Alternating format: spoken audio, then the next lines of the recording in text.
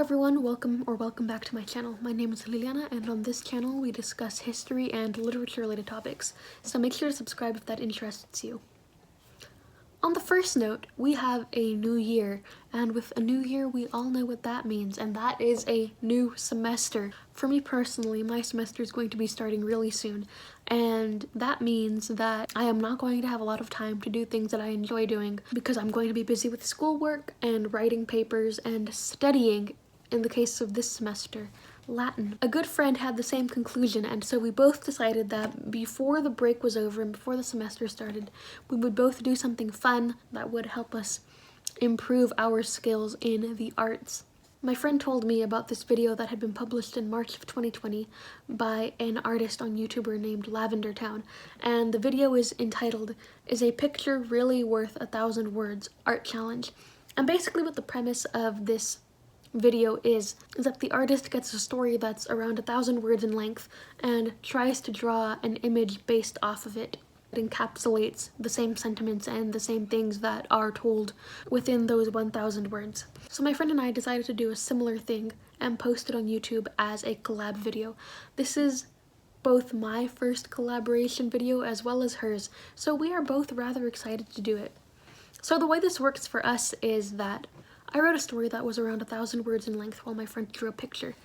Then we traded what we made, and my friend drew another artwork based off of my story, and I wrote a second story based off of her first artwork. She is going to be posting the artwork that she made based off of my first story within the next few days. So once it's up, I am going to include the link down below in the description box, and I encourage you guys to go follow her on her various social media accounts, which I will also include in the description. I didn't want to make a video based off of me struggling to write a story that was good enough to compare with what she drew, so instead I just waited until I finished writing the story and decided that I would read it aloud to you guys today for today's video. So for reference, here is the picture that my friend drew. It is untitled and it is based on a concept from Japanese anime called hanahaki. What hanahaki is a fictional disease, again from Japanese anime, that comes to a person who is suffering from unrequited love. What happens when the person catches this disease is that, much like with tuberculosis, they begin to cough up, but instead of coughing up pieces of their lungs and blood, they begin to cough up flowers. The flowers begin to eventually fill up their lungs and their throat, making it difficult for them to breathe, because of the overwhelming pain and sorrow from the unrequited love that they feel. There are only two ways for this disease to be cured. One of these is for the person to return those feelings of love. The second option is to undergo a surgical procedure and have the flowers removed from your throat and lungs. However, once this happens, the feelings that you had for that person are also removed. Generally, people do not like undergoing the second option because they do not want to lose the love that they have for that person, even though it's causing them so much pain. And I believe that in many cases this fictional disease often results in the death of characters. The flowers in my friend's drawing are asters, which look like daisies and also resemble stars. They signify love, wisdom, new beginnings, and regret, and they are named asters after the Greek goddess Astraea, who, according to mythology, made them with her tears. So after learning this information from my friend and doing some more research myself, I had a good idea of what I wanted to write. I'm going to read it aloud to you now, so please excuse me if I am looking down a lot. The title of this story is from Latin, Sicitur ad astra, which means thus one goes to the stars. The sickly, sweet smell of flowers trailing all over the house.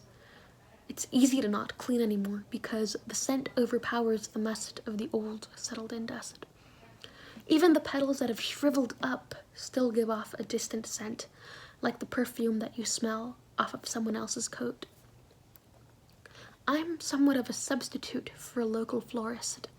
People come to my house asking for flowers, vases for their kitchen table, small blooms to press between book pages, reference for people who are learning how to draw, young men who take the flowers to their sweethearts, and later, the brides who want them for their bouquet, for funeral wreaths. I say yes to everyone because if I didn't, I would be chest deep in these flowers by now. My flowers are asters, light purple, starry-looking things. When I was a little girl, my grandmother used to tell me that the answers to our dreams were in the stars and that I could always look to them for hope.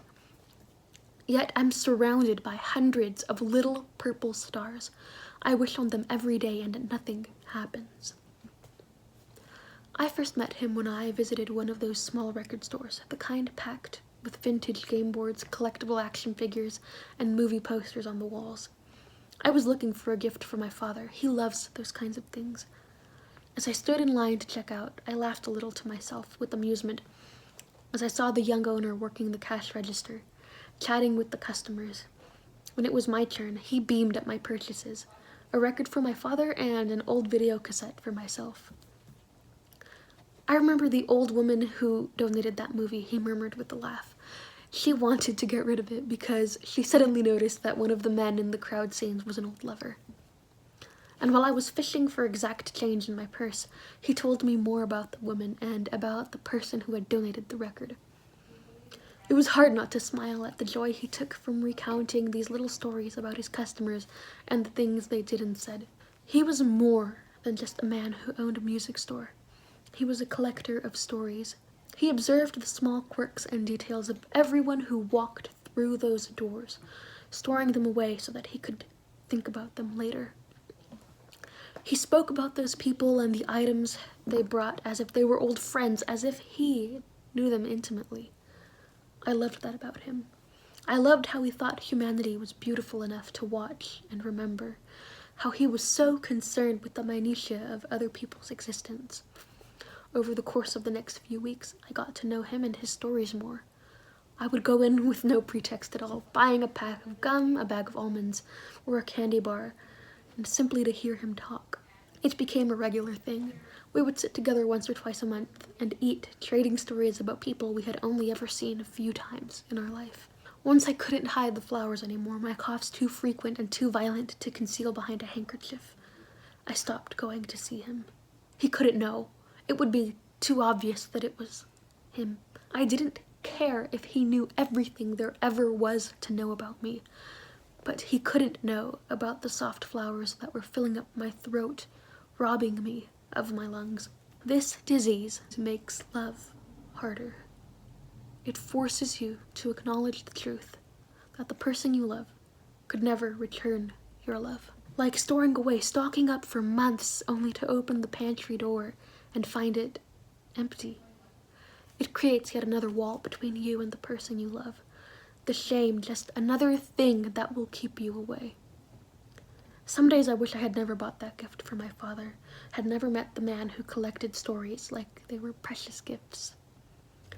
But I found that on the days where it hurt most, the days where I had to use the oxygen tank to breathe, were the days when I felt the happiest. Loving him warmed me. That morning was a little slow. A woman came in looking for dried aster petals to make a scent packet, and later a young boy wanted some flowers to make scales for his toy dragon. Then it was him. I didn't look like myself, so he didn't recognize me at first. "Good morning, miss. I heard you sell asters. I have come to buy some for a special occasion," he said. I thought that perhaps I could fool him long enough.